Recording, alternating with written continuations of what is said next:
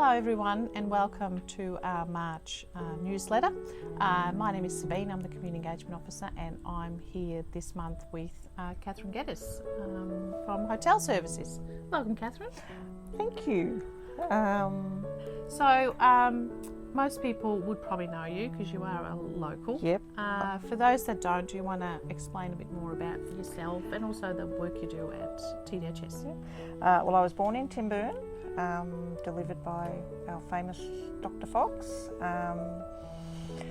and I moved to Cobden after I was married. I've lived there for probably about 28 years now. I'm married, my husband works in Cobden. I've got 3 daughters and 3 beautiful granddaughters. I've been here working at TDHS I'm coming into my 5th year now. I'm Hotel Services Supervisor.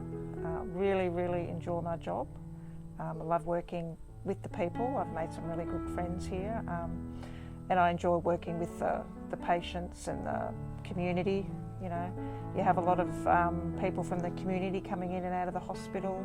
It's just really good to be able to connect with them. And the elderly is probably my favourite part of what I do, just caring for them and trying to make their stay in the hospital as pleasant as you can, because you know, as they get older, things get harder for them, and it's nice to be able to help them and you know, make them feel comfortable and safe. And yeah, so I just really enjoy what I do here.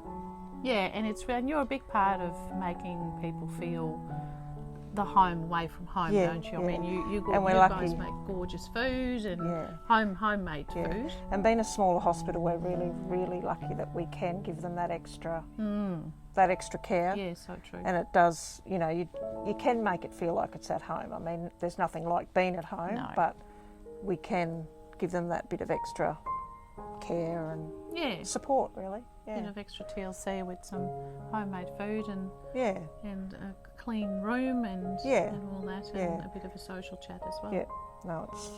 That's what I enjoy the most, just being able to connect with them, and you know, because they are, how do you put it, that's just you know, you get to a certain stage in life where you deserve to be cared for. You've gone through your life caring for others, so now it's our turn to look after the elderly and, you know, help them. Yeah, that's a lovely way of looking at it. Now, we're kind of in that middle age where we have got, we're in that menopausal stage. And you and I and Adele and Sharon had this lovely chat about our menopause symptoms and discovered that we're not going crazy. No, we actually have. It's for some people breeze through it. Yeah. But some people don't, and it really is a really hard time in a person's life. Just, you do think you're going crazy. All the different hormones and mood swings. Memory was a big thing for me. That was really scary for me. There was just people that I see every day, even family members that maybe I haven't seen for a little while, but like couldn't remember their name. That's improved with time, but that was a really scary time for me. Yeah, it is scary, isn't it? Yeah, just not remembering things, and you know.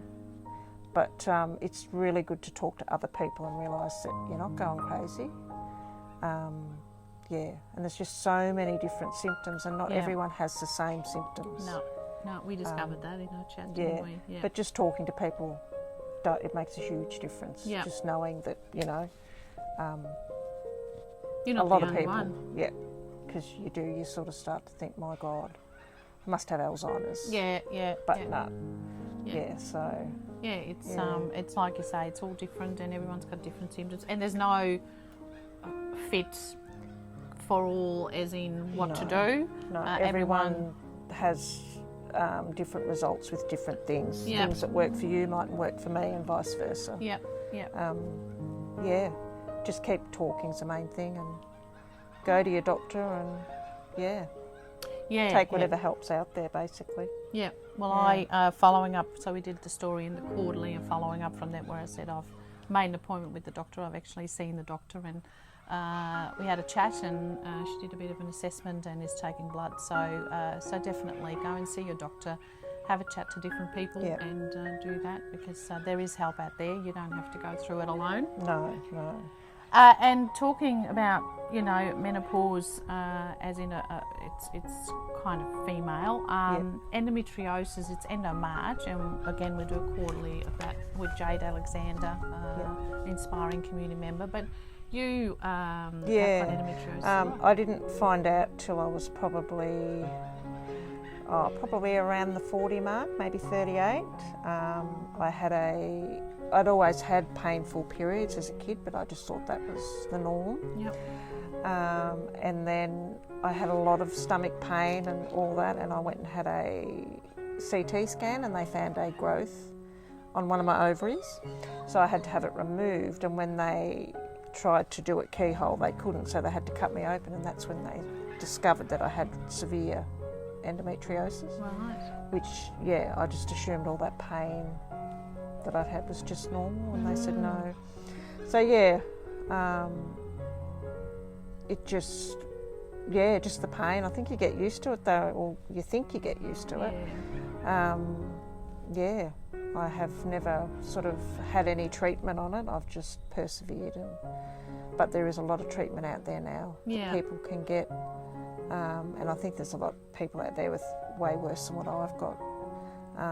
You know, have fertility issues and all that sort of stuff. But I was lucky I didn't have any of that.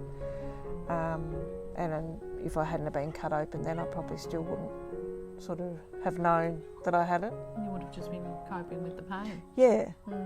So again, and it's again about talking about it. And going to see your GP and. So, you know, you just try different things. Gut health and all that's really big apparently. And so I try to, you know, eat as well as I can. Yeah. And exercise is really good.